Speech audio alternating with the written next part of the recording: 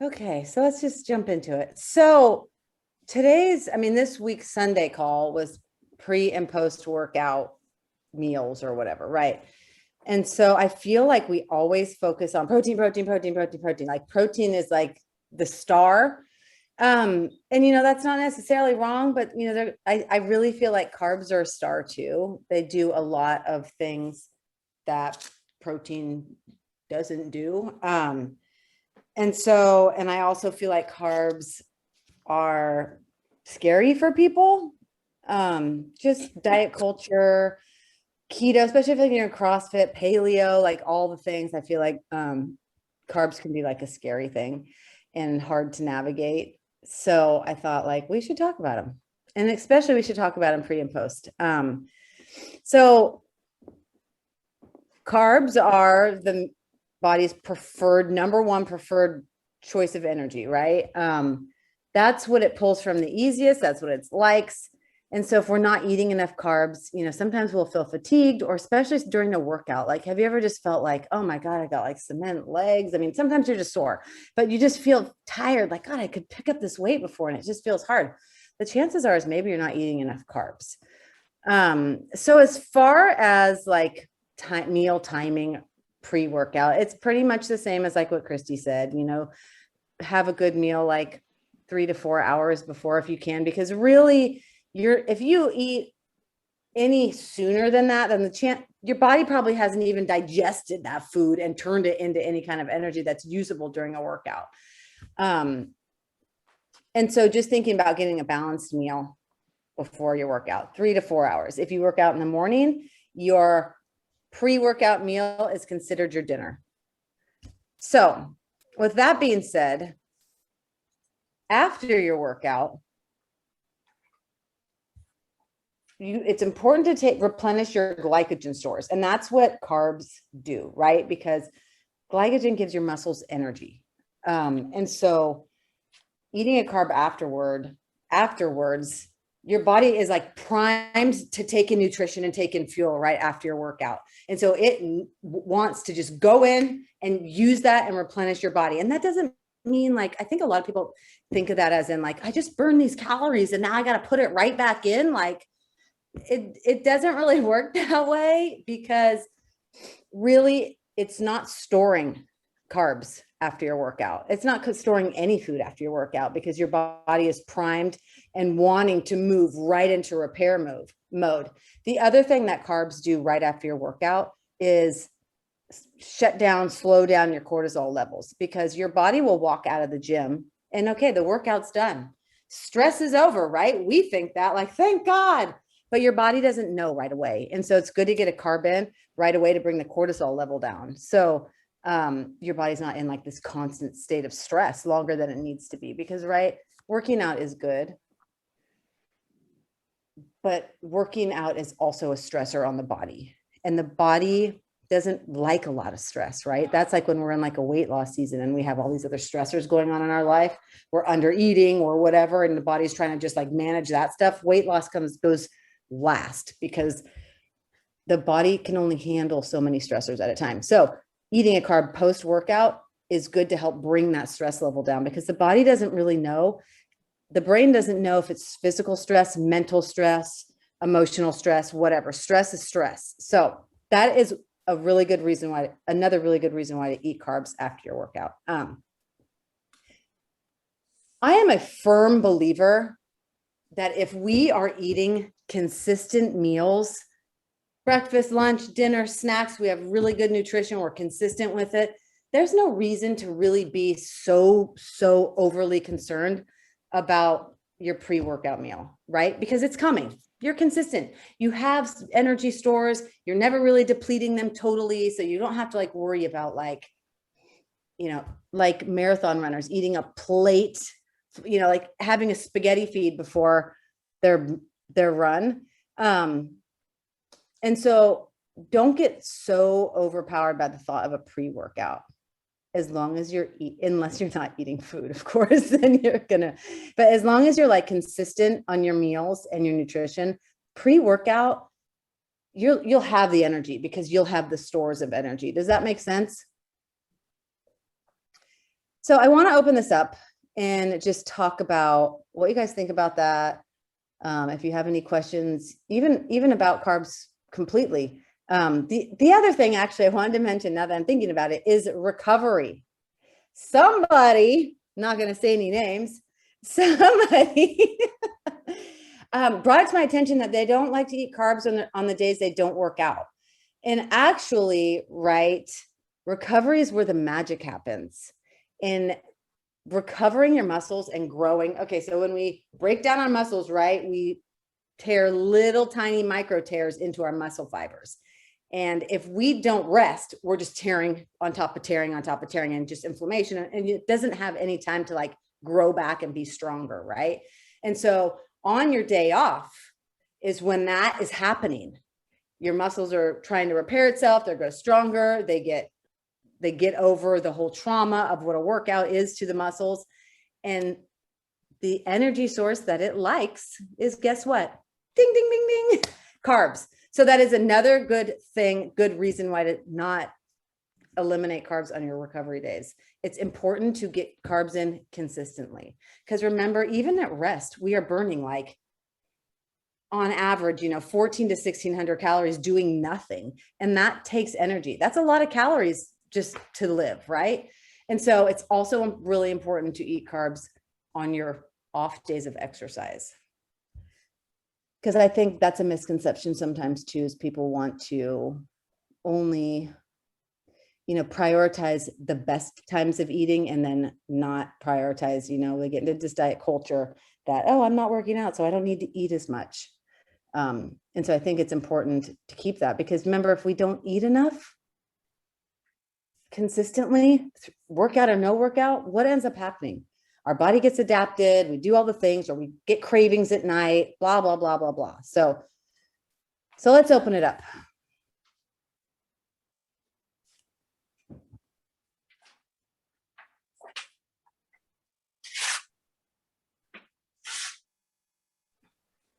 I'll start. I don't love carbs. I especially get just exhausted with them.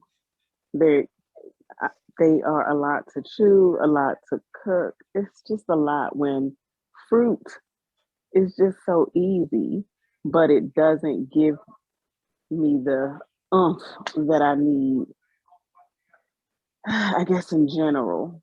But it tastes better, it's easier to prepare, but it's not. I guess I would love you to talk about the difference in the carbs. Like the starchy carbs are better because of why. And then you have the fruit carbs, but because of the sugar, you have to limit the amount of those that you eat. What is wrong with pasta? Not that I don't miss pasta, but why isn't pasta on the list? I don't know. Why isn't pasta on the list? Why isn't pasta on the list? Are you making that shit up? I think you are. I thought it wasn't on the list because it's not from the ground. Well, but I could be making this shit up for real. Because I don't know shit about carbs, because I'm good to avoid them altogether. So let's just step outside the box of like full Fitme plates for 1 second. Am I a wholehearted believer in Fitme plates? Hell yes. But I'm also a believer in Fitme inspired plates. And I feel like nothing should be off limits, right? If you're going to sit down and you're going to have a plate of pasta that's this big with like fettuccine Alfredo and, Parmesan and all the things, I mean, damn, that sounds delicious. But if you're going to do that on a regular basis and you want to lose weight, it's probably not in the, same goal realm. But there's no reason why you can't measure out a half a cup of pasta and add it to your meal. Like that can be your carb. I don't necessarily think that's bad carb. Fruit. So yes, fruit has a lot of sugar, but just in my personal opinion, I don't feel like fruit like sticks to my ribs. You know what I mean? I don't feel like it's something that I can eat and then it sustains me for a while. Like I eat a piece of fruit and I'm hungry again in like, less than an hour. Like it's more there because it's higher in sugar. It's more of a quick fix. It's more of a quick energy fix. That's just peaks and then goes, right? Other kind of carbs, like carbs from the ground, starchy carbs, potatoes. Did you wash your hands? Sweet potatoes, Get down here. winter squash, root vegetables, like those kind of things. I feel like since they have a lot of fiber in them and they're not made up of so much water, like most fruit is, like banana might be different. But it digests slower, it lasts longer. And this energy is like it's more sustainable energy than like fruit. I feel the same way about rice. I only eat white rice. I don't like brown rice. I used to think I couldn't eat white rice. I thought that was like a no. I thought that was like my version of pasta.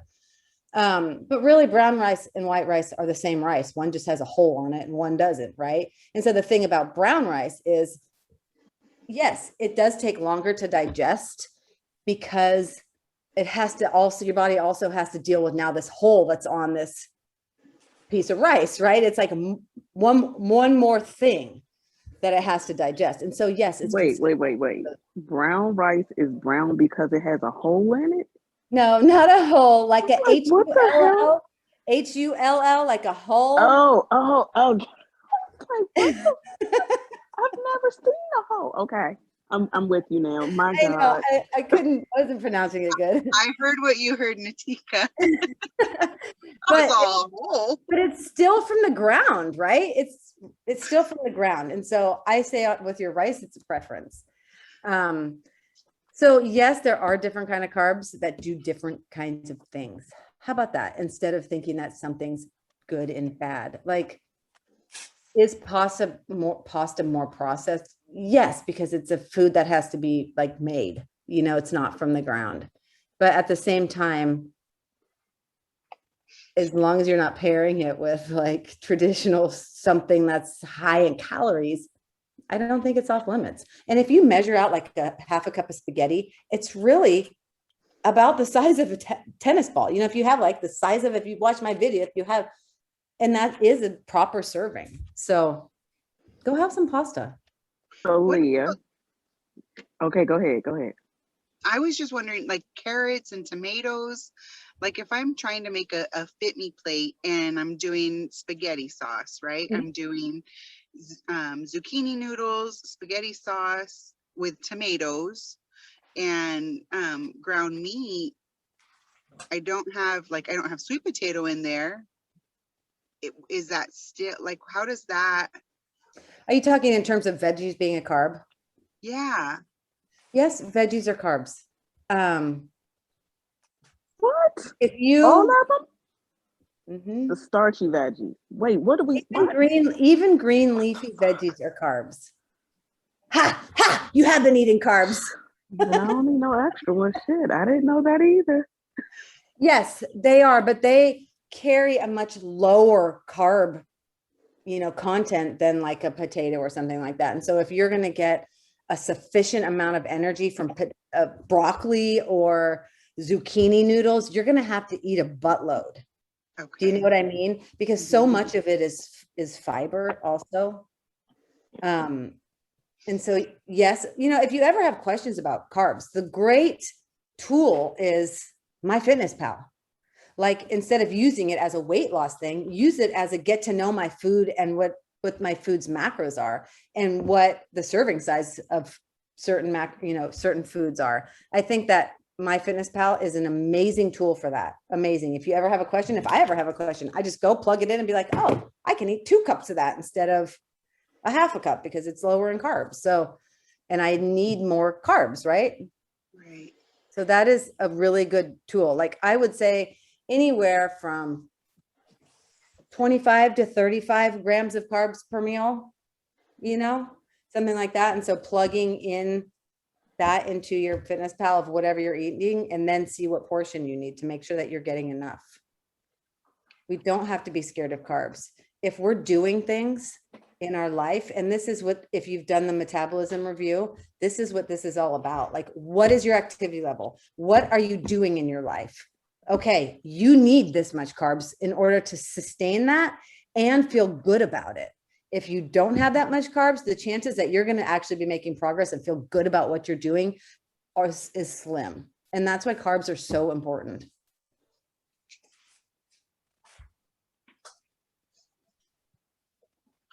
Do you think they help with like the 3 o'clock slump? You know, like I get kind of, you know, like my energy level, like 3 o'clock, I start to not crash, but you know, it's like, okay, man, this is. Yeah. Like have a snack, have like I'm just making this up, like a rice cake with nut butter or something on it. I love that as a snack. I use those like packets of nut butter. I just like use half of it on like a rice cake or something, like a whole grain organic rice cake or something. Yeah. And experiment. Like maybe you're not eating enough carbs. Maybe you're not drinking enough water. That 3 o'clock slump is hard to say. Yeah. Maybe your caffeine is wearing off. But yes, the thing is probably if you eat an orange or a cutie or something, you're going to get energy from that a lot faster than if you ate a sweet potato. Do you know what I mean? And so maybe timing your fruit around that time of day and seeing, you know, experimenting. All this is a huge learning experiment. I try to get out and get a walk in around that time. And so I don't know, like, when do I eat? Like, for a small snack, I'm like, okay, I'm going to go for my walk first, and then I'll come back and I'll have my snack. Because I don't want to have my snack and then go for a walk and then get like a stomach cramp or something. I don't even know if that's a thing. I don't think it's a thing. Not if you're walking. I think if you're like power walking and you're like, shh. I mean, we have this lady who walks in town. And she literally goes, she's hauling ass, right? Maybe she'll get a cramp. I'm not so sure. You can see her literally a mile away. I'm like, there she is. And so probably if you're just taking like a brisk walk, probably not. If you are like doing CrossFit, maybe. And maybe not necessarily a cramp, but nausea, or, you know, just. Yeah. I don't think if you're just taking a walk, because a walk, this is a great thing about adding walking to your routine on top of other movement, is the walking does not tax your body like those other movements. You're moving, you're still burning calories, but you're not getting your system so worked up that it's actually has to recover from a walk. And so that's kind of the difference. Your body is more at ease when you're walking, even though you're still burning calories. I have a question. Yes. Okay, so it's kind of back to the pre-workout thing you were talking about. So I do my workout early in the morning. But I wake up hungry. But I don't like to eat before the workout. Should I be eating something small, or is dinner's the last thing I eat? I don't usually eat a snack before bed. Or should I be having a snack before? No, I think you're okay. As long as you're having a good like portion, like your correct portion at dinner, I think you're okay. Because yes, the body uses energy to, when you're sleeping, to repair, you know, hormones and balance hormones and repair things. But I don't think, unless you're not getting through your workout, unless you're like, oh my God, like I can always tell, like my arms just feel like, oh, and my legs feel like heavy. Like that's how I can kind of tell if I'm not getting enough carb before my workout. So if you're like physically having signs of like you feel weak, that might be different. But if you're hungry, but you feel okay, I think it's okay. Okay. I think it's okay. Because sometimes I feel that way too, because I work out at 5 a lot, and I just start working out and I kind of forget about it. But then making sure you eat. I know your post-workout routine, so yeah. Making sure you eat afterwards. Like, don't be working out early in the morning, race home. Oh shit, I got to get to work, do all the things, race to work with no food. Like, do not do that. Make the at least protein shake and breakfast a priority. Because it's also important to, you know, to get your thing in right after you work out, and then to eat like an hour or so after.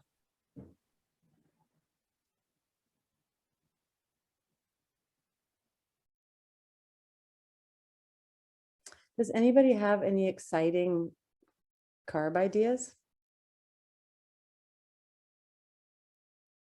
I'm in a rut. I'm in a sweet potato rice rut. I have been eating, I do like those tortillas that you buy raw and that you cook on the stovetop. Do you guys know which ones those are? I've never seen them. There's literally 5 ingredients. So they have wheat. If you're gluten sensitive, then they're not good for that, but because they do have wheat, but it's like wheat, water, there's 5 salt, there's 5 ingredients. So, you know, sometimes I want to be bad and like have a inspired plate. Can you post a picture of it, Leah? Yeah, I will. I know. I was telling somebody the other day, I'm like, I'm an addict alcoholic. I like to do things that are against the rules. And once in a while, I like to have a very inspired plate. Like, woohoo, I'm a real partier these Living days. on the wild side.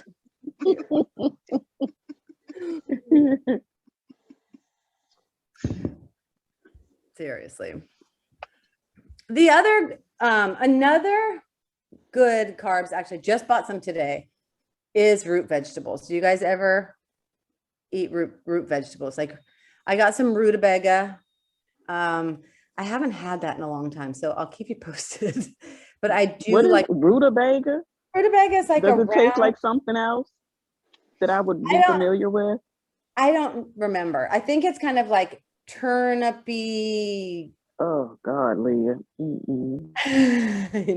And I got some parsnips, which I really like. Parsnips look like a carrot, but they're white, and so they're kind of very carroty in texture. They're a little bit more fibrous.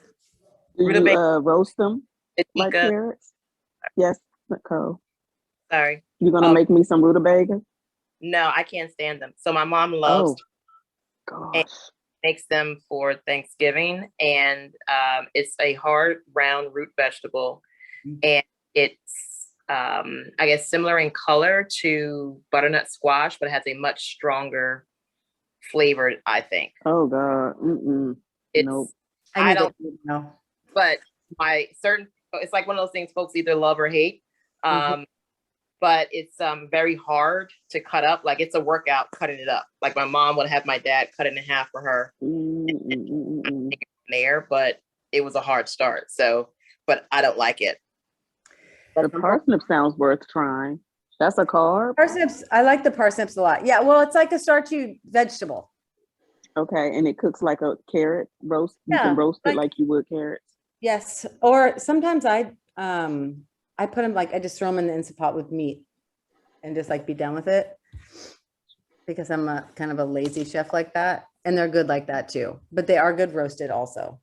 Are they sweet like carrots? Not as sweet. They are sweet, but they're not as sweet as carrots. So then that means they take on the taste of whatever you put them in?